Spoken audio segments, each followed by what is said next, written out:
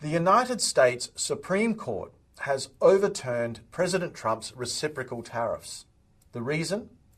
Under the Constitution, it is Congress, not the President, that holds the power to levy taxes, including tariffs. Emergency powers can stretch executive authority, but they cannot permanently override constitutional design. This, therefore, is not just about trade policy. It is about the limits to executive power.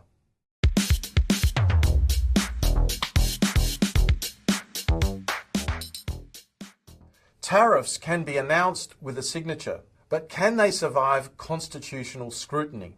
Last year, President Trump introduced sweeping reciprocal tariffs using emergency powers legislation, bypassing the Congress.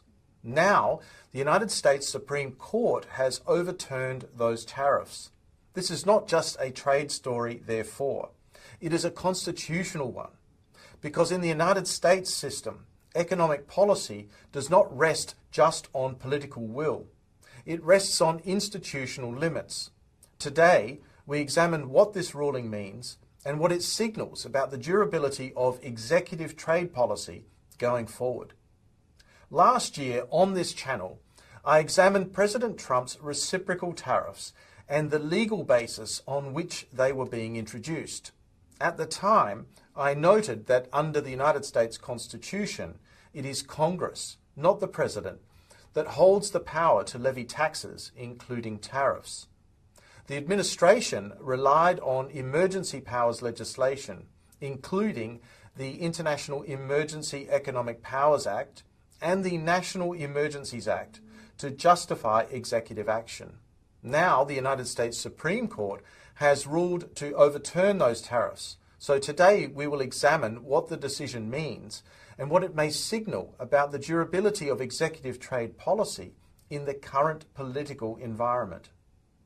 Under Article 1 of the United States Constitution, the power to regulate commerce with foreign nations rests with the Congress.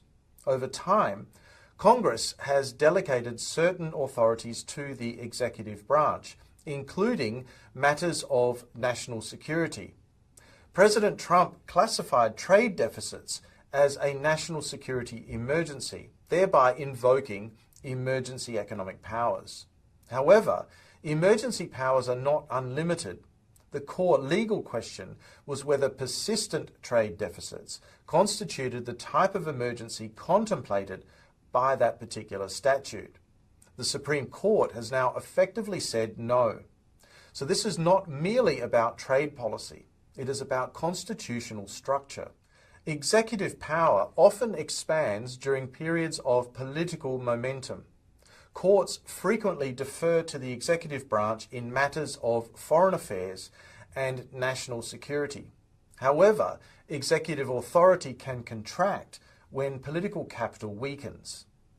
There is an observable pattern in institutional politics. Executive power expands in moments of strength and contracts in moments of vulnerability.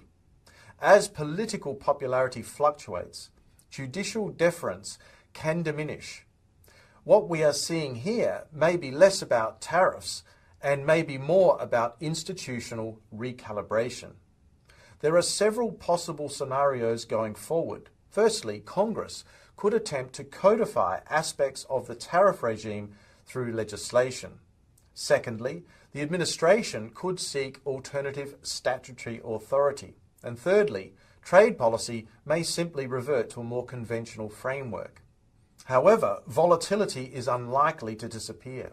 Even if the tariffs are struck down de jure, geopolitical competition, industrial policy and strategic trade concerns remain. Markets will continue to price uncertainty. This episode illustrates something deeper. Economic policy durability in the United States ultimately depends not only on political will of the administration, but also on constitutional design. Emergency powers can stretch the system. They cannot permanently override it. Understanding this institutional architecture is critical for assessing long-term policy risk. But what do you think about this? What does the future hold for the Trump administration's tariff program? Let me know what you think in the comments section below. If you've enjoyed this video, be sure to hit that like button. And if you've not already subscribed to the channel, please do so. On that note, I'd like to say thank you very much for your attention today, and I look forward to seeing you again soon in the next episode of Climate Mundial. Bye for now.